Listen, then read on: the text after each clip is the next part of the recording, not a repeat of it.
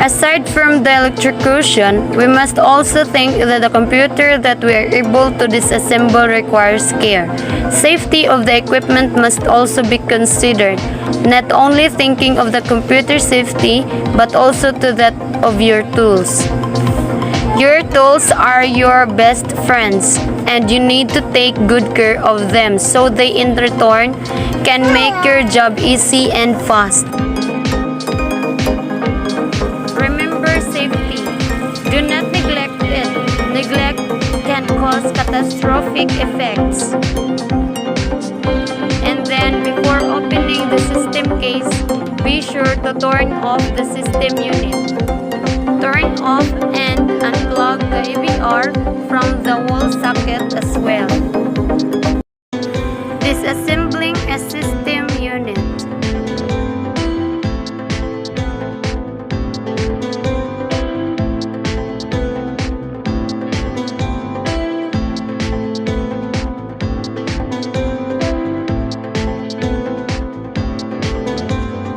Disconnect the power cord and all other cables from the system unit.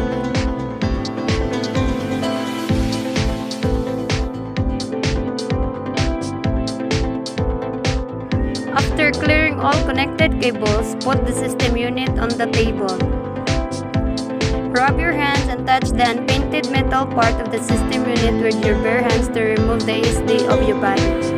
Then wear a gloves to keep your hands clean while handling computer parts.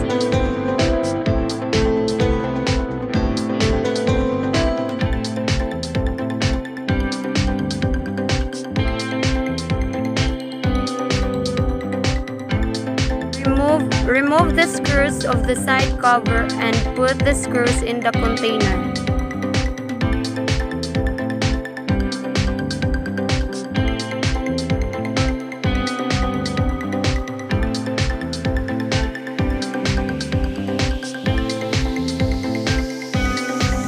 Wear anti-static rest strap.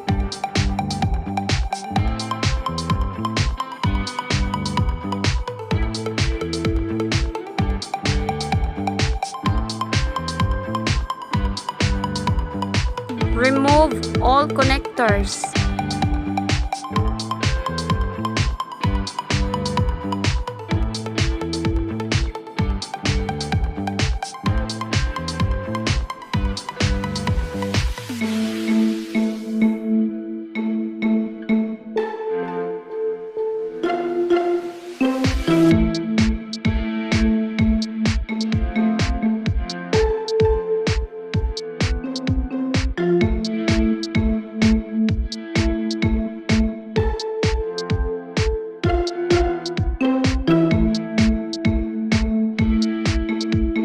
Remove the power supply.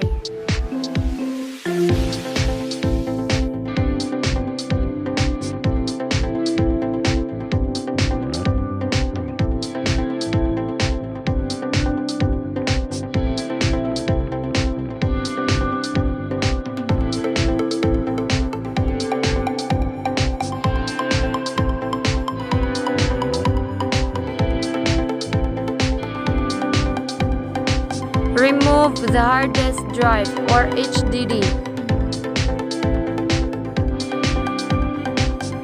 Remove the DVD drive. Then remove the RAM, random access memory, and then remove the heatsink.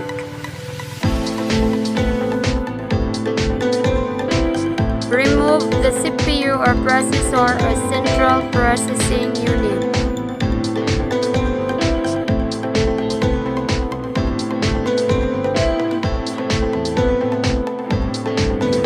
Remove the motherboard.